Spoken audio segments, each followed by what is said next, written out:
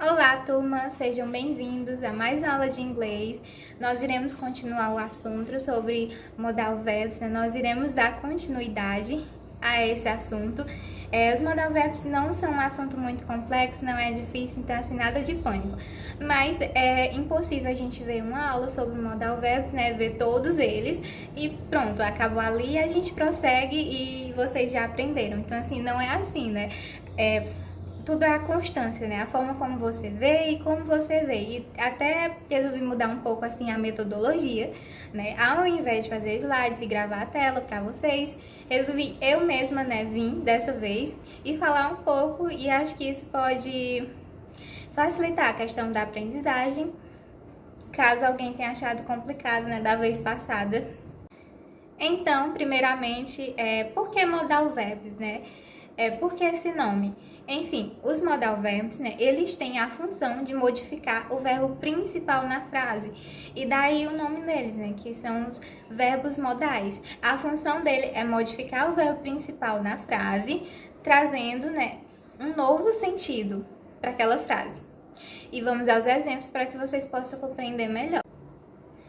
Os verbos modais, eles são multiplicadores de sentenças. E hoje, né, nós iremos explanar um pouco mais, né, sobre o can, o could, o should e o must. Quando eu falo assim, I eat sushi, eu como sushi. Quando eu utilizo modal verbs, essa é uma frase super normal, né, bem comum, eu como sushi.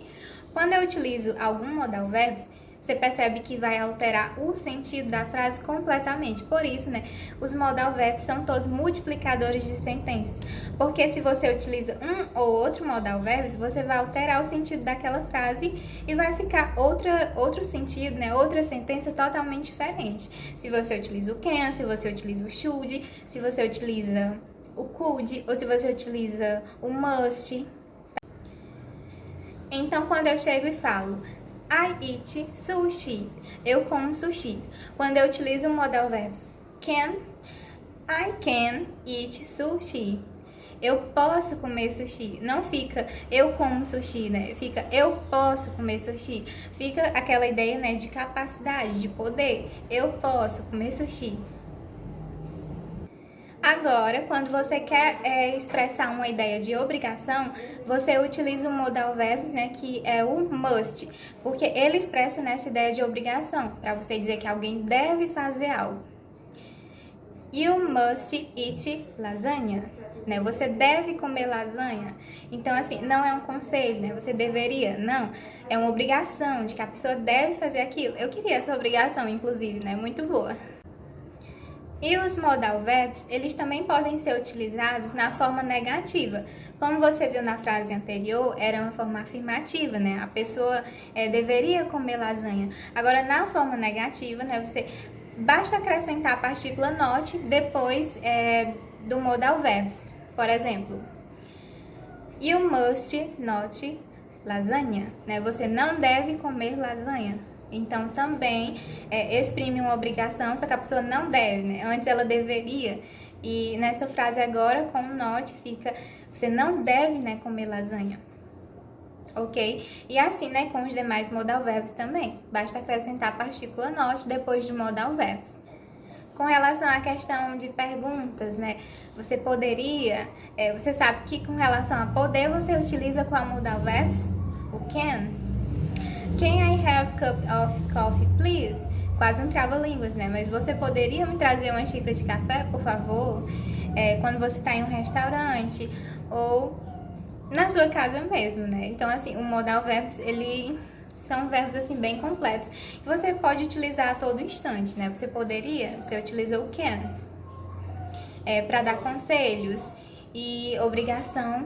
Então, assim, os modal verbs, né, eles são vistos e muito falados pelos nativos, então é muito importante a gente compreender, até porque a gente vê muito e até mesmo por conta, né, da disciplina em si, pra gente conhecer. Eles também vêm nas músicas, então assim, nas séries e filmes que você assiste, aí talvez você goste de assistir em inglês, não sei. Como você pode perceber, a frase anterior, ela estava na interrogativa, né? Então, assim, os modal verbs também são utilizados para fazer perguntas. E quando você utiliza na forma interrogativa, o modal verbs ele vem no início da frase. Então, assim, não é o sujeito mais. You, she, he não é mais o sujeito. Quando é na forma interrogativa, né, vem o modal verbs na frente. Por exemplo, o could traz essa ideia de poderia. Então, could you help me? Você poderia me ajudar? Só para fechar aqui a aula, né, para não ficar muito longa, né, por fim, nós temos o may, que é um modal verbs que é utilizado quando você quer exprimir permissão. Então, quando eu falo assim, may I come in? Então, eu posso entrar, é uma frase que está na interrogativa, né, o modal verbs ele vem na frente. May I come in? Né, o may, o I, que é o sujeito, come in, né, eu posso entrar. Então é isso, eu espero que vocês tenham compreendido um pouco mais sobre modal verbs, espero que tenham gostado desse vídeo, espero que tenha ajudado a vocês a compreender um pouco mais sobre o uso de cada um, como se aplica e como é que eles funcionam, né? Que é justamente para modificar o sentido da frase, né? Como você percebeu, eu fiz até uma frase simples, normal, e quando você utiliza o modal verbs, ou qualquer um deles, né, já muda a sentença, então você consegue multiplicar as sentenças de diversas formas e maneiras. Até a próxima aula, gente. Tchau!